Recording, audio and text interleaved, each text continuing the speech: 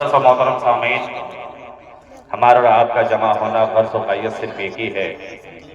کہ مرحوم مغفور جناب عبدالرب صاحب جو اس دنیا سے چلے گئے،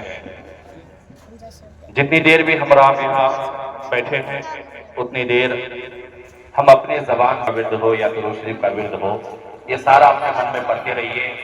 اور مجھ ناچیز کی چند کلمات آپ سماعت کیجیے، چونکہ یہ محفل ہی سجائی جاتی ہے اس غرض سے کہ جتنا سے جتنا اصالِ ثواب کی جائے۔ اگر 2-4 منٹ آگے پیچھے بھی ہو جائے میرے محترم، چونکہ ہمارے بزرگان دین فرماتے ہیں کہ ہمارے مرحومین کو جو اس دنیا سے چلے جاتے ہیں، جس طرح ہمیں آپ کو 3 ٹائم کھانے کی ضرورت ہے،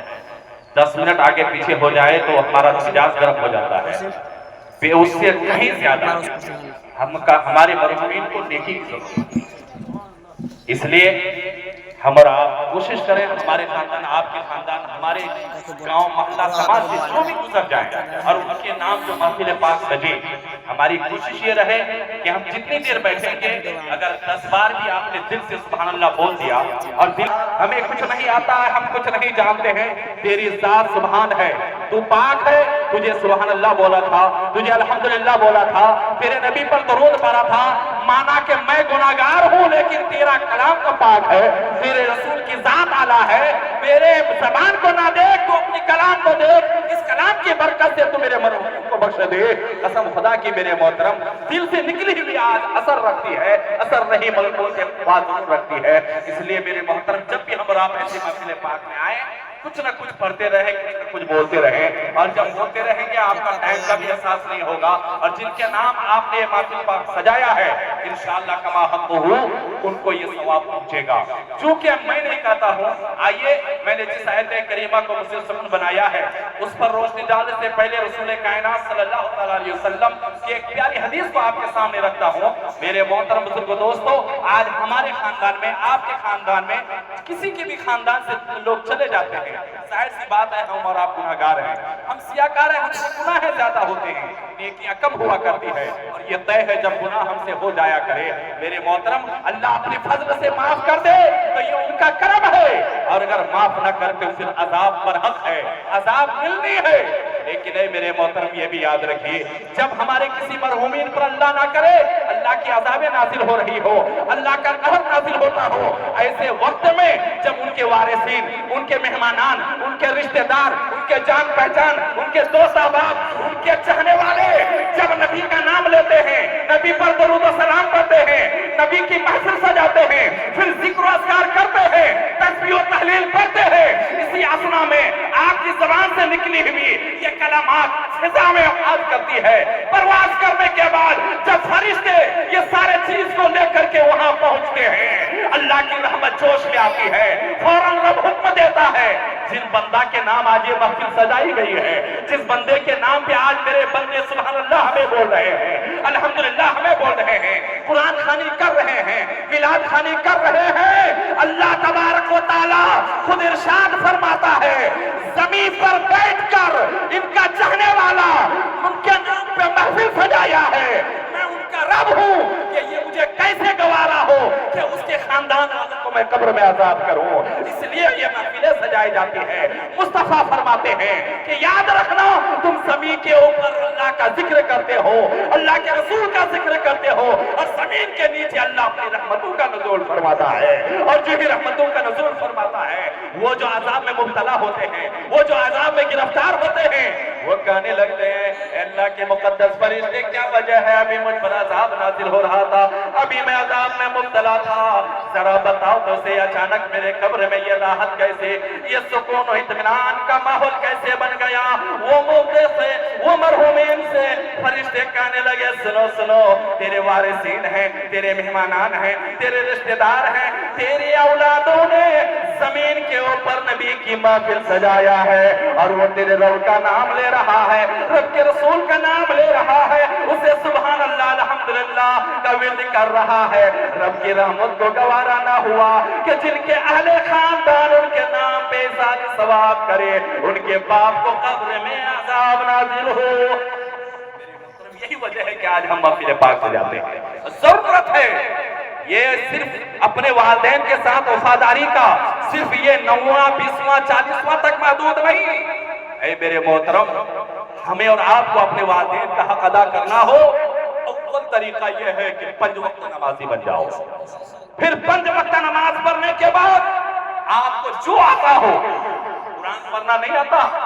کوئی پریشانی نہیں، آپ کو سبحان اللہ آتا ہے، الحمدللہ آتا ہے، کلمہ آتا ہے، نبی پر درود پڑھنا آتا ہے، آپ نماز کے بعد ہاتھ رب کی بارگاہ میں اٹھائیے اور کہیے میرے پروردگار پالنہارا، ہم نے جو کچھ بھی پڑھا ہے، میں نے جو کچھ ٹوٹی پھوٹی انداز میں تیری بارگاہ میں سجدہ کیا ہے، رکوع کیا ہے، تجھے سبحان ربی الاعلیٰ کہا، سبحان ربی العظیم کہا، تیرے نبی پر درود و سلام پڑھا ہے. اے میرے پروردگار، یہ سارا چیز پڑھنا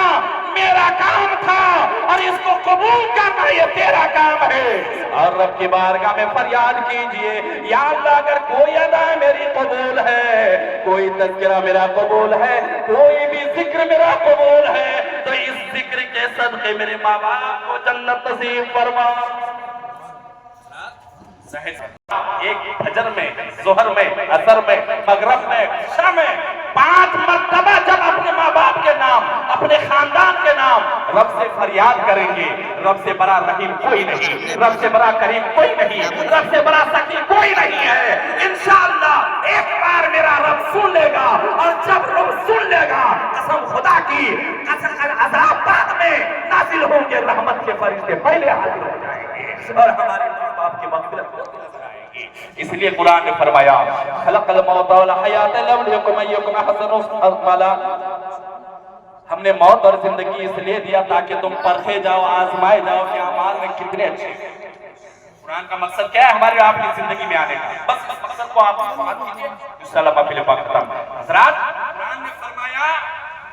کہ موت اور زندگی اللہ نے ہمیں اس لیے دیا کہ اعمال میں ہم پرکھے جائیں، آزمائے جائیں ہم اعمال میں کتنے اچھے ہیں. قرآن نے یہ نہیں کہا تم سماج میں کتنا اچھا بن کے آؤ گے، قرآن نے یہ کہا کہ دنیا سے لیڈر بن کے آؤ گے، یا پروفیسر بن کے آؤ گے، ڈاکٹر بن کے آؤ گے، یا انجینئر بن کے آؤ گے. قرآن یہ فرما رہا ہے اعمال کتنا اچھا لے کر آؤ گے. اب ہمارا اعمال کتنا اچھا ہونا چاہیے یہ بھی یاد رکھیے کہ قبر میں مال نہ آل، صرف اعمال. قبر میں ہم بتائیں گے صرف اس لیے نہیں، آپ بھی اس چیز کو جانتے ہیں، مجھے پورا یقین ہے، الحمدللہ آپ عقل مند ہوشیار پڑھے لکھے لوگ ہیں،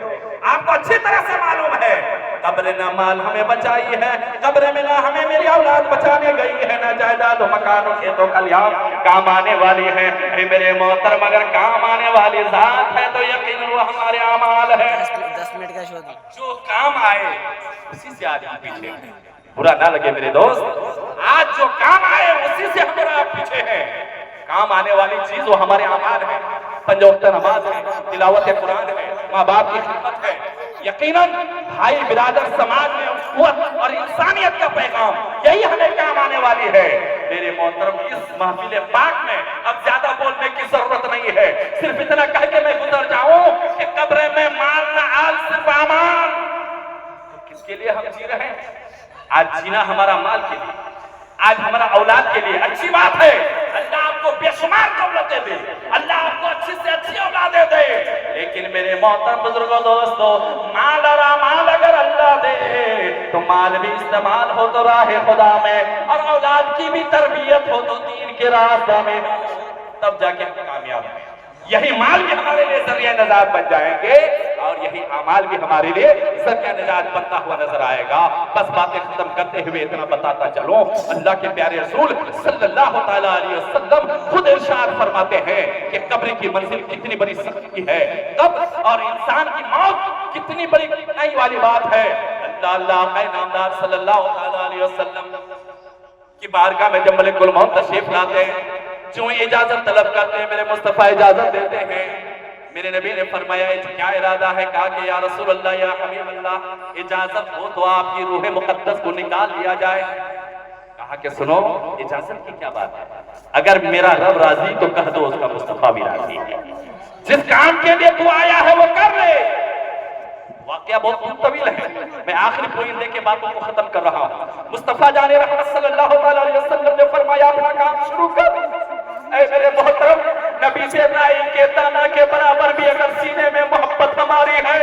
یہ جملہ نوٹ کر کے جانا، آنے والی صبح سے نبی کی عشق میں زندگی گزارنے کا ٹھان لینا، پھر جا کے نجات کی نجات ہے۔ میرے نبی نے فرمایا اپنا کام جاری فرما، میرے مصطفیٰ کی روح مقدس کو ملک الموت اپنے قبضے میں لیتے ہیں، جو ہی تھوڑا سا جھٹکا دیتے ہیں درد محسوس ہوتا ہے۔ مصطفیٰ جان رحمت صلی اللہ علیہ وسلم ارشاد فرماتے ہیں ملک الموت ٹھہر جا، رک جا، تاکہ جو تکلیف، جو ٹس، جو درد میرے سینے میں اترا ہے کیا وہ میری امتی کو بھی ہوگا؟ اے مسلمانوں، ہم کتنا پیار کرتے ہیں ہمیں پتہ نہیں ہے، لیکن میرا نبی وہ نبی ہے ماں کی گود سے لے کر قبر کی گود تک گنہگاروں کو یاد کیا ہے۔ اور جب موت قریب ہے، ملک الموت روح کو قبض کر رہے ہیں، مصطفیٰ فرماتے ہیں جو درد میرے سینے پہ اترا ہے کیا یہ میری امتی کو بھی یہ درد ہوگا؟ اللہ اللہ، حضرت ملک الموت عرض کرتے ہیں یا رسول اللہ، یا حبیب اللہ، آپ تو سید الانبیاء ہیں، آپ تو امام الانبیاء ہیں، آپ تمام نبیوں کے سردار ہیں، تو آپ کو اتنی درد دیا گیا ہے۔ میرے آقا فرماتے ہیں سنو ملک الموت، جو درد آج میں محسوس کر رہا ہوں میری امتی کمزور ہوگی، میری امتی گناہگار ہوں گے، وہ اس درد کو برداشت نہیں کر پائے گی۔ اے ملک الموت، جتنی بھی موت کا درد اتارنا ہو میرے سینے میں اتار لینا، میری امت کو تکلیف مت دینا، میری امت کو کبھی بھی تکلیف مت پہنچانا، ان کو روح قبض کرتے وقت ان کو کبھی بھی درد کا احساس ہونے نہ دینا۔ ملک الموت نے عرض کیا یا رسول اللہ، یا حبیب اللہ، میں آپ سے وعدہ کرتا ہوں، میں آپ سے وعدہ کرتا ہوں آپ کی امتی کو تکلیف نہیں پہنچائی جائے گی، لیکن شرط ہے۔ کیا شرط رکھا حضرت ملک الموت نے؟ شرط یہی رکھا کہ جو بھی آپ کا وفادار امتی 5 وقت نماز کے بعد آیت الکرسی پڑھے گا